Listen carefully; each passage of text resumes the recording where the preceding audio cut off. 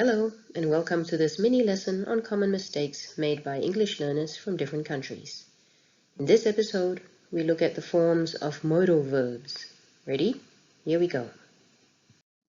Modal verbs are the special group of verbs which have particular forms and functions. The main ones are will, would, can, could, shall, should, may, might, and must. In this video, I want to focus only on their forms, not their functions. First, let's look at some common mistakes.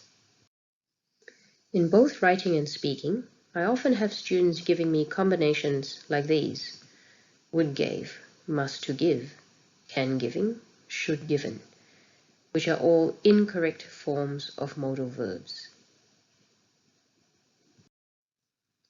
Let's put the mistakes side by side with the correct forms and see if you can figure out the rule.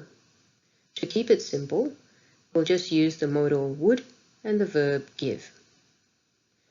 What can you see from these two lists? Pay attention to the words immediately after the modal verb.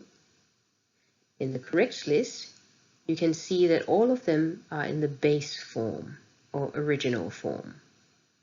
In the wrong list, they are not in the base form. So our rule here is the verb immediately following the modal verb must always be in the base form.